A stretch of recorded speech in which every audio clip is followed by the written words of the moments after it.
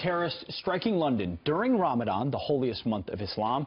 While no group is yet taking credit, ISIS urges followers to use this time, the month of Ramadan, to launch all-out war against the West. So why would they use their holy month as an excuse to kill? Maajid Nawaz is a former Islamic extremist and author of Radical: My Journey Out of Islamist Extremism, and he joins us now. Naweed, good to have you with us this morning. Unfortunately, under these circumstances, it's far too often these days. You understand this better than we do. Why would they want to attack on their holiest month?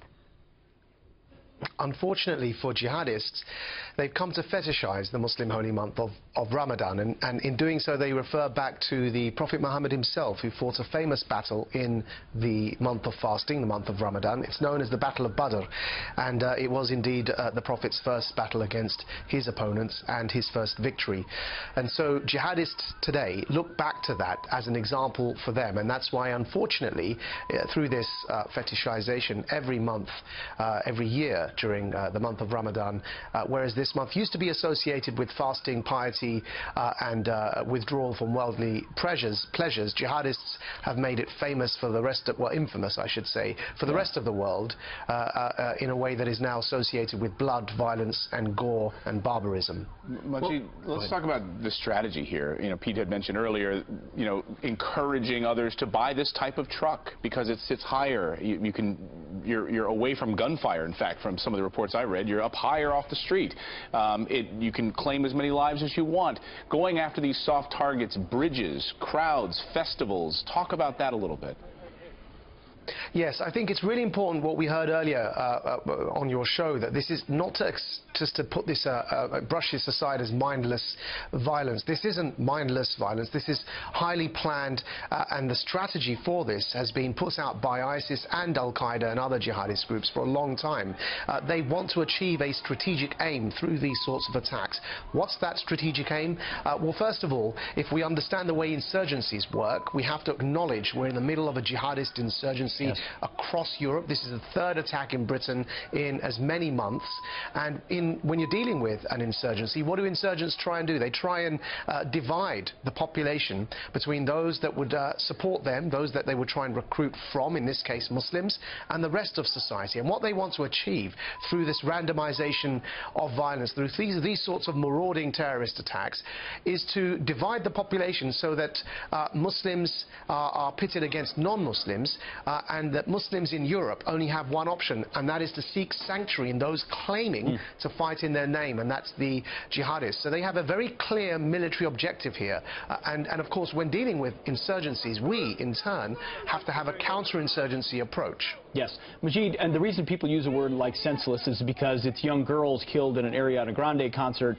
It's another young girl apparently that was stabbed by one of these attackers near the London Bridge, and they say how innocents, women, children, why? Yet for jihadists, there's no differentiation. If you could walk us through why they're willing to kill anyone, and what sort of in the Quran or elsewhere how they justify doing so.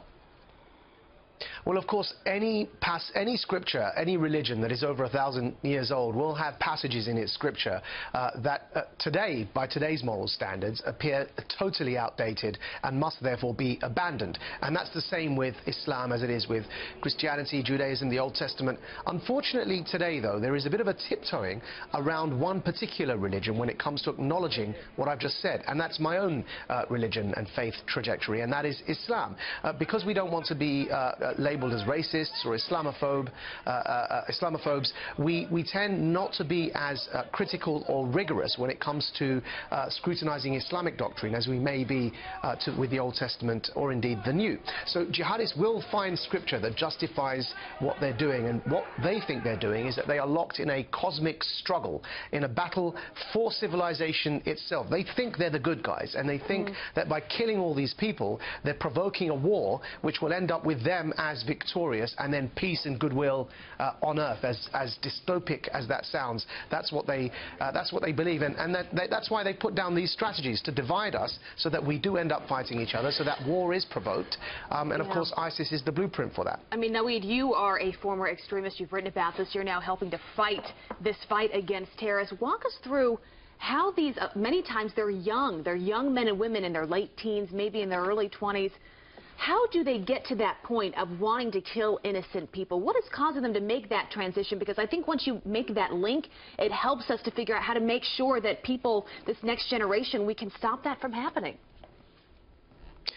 Yes, and you're correct. I have an Islamist past, though I will caveat not a terrorist past. I do have an extreme past. I subscribed to the Islamist ideology, which is, in a one-sentence definition, the desire to impose any one version of Islam over society.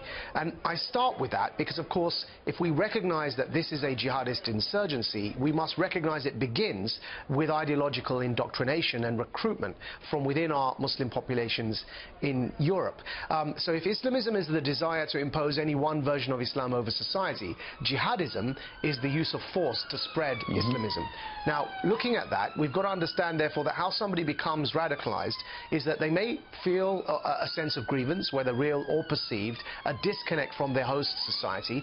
They may indeed then suffer from an identity crisis, so they stop considering themselves British, but instead consider themselves Muslim first and last, and Muslim politically as well as Muslim religiously. So the fusion between a religious and a political identity occurs, and of course then the recruiter says to them, well, you know, if you're a Muslim in politics as well as in religion, where's the state that represents your Muslim polity? Well, we need an Islamic state, and of course the rest is what ISIS are trying to bring about. So it begins with indoctrination, and if we understand it in that way, it becomes so important for us to be able to name and shame the Islamist ideology even before it gets to a stage of violence, and then isolate Islamists from mainstream Muslims. And that requires a real full-spectrum, full-on civil society approach so that we can win in what is essentially an ideological war. Civilizational approach. That is so well put. Yeah. Maajid Nawaz, great to have you with us. Thank you, Maajid. Maajid. Really appreciate that insight. Appreciate it. A pleasure. Thank you.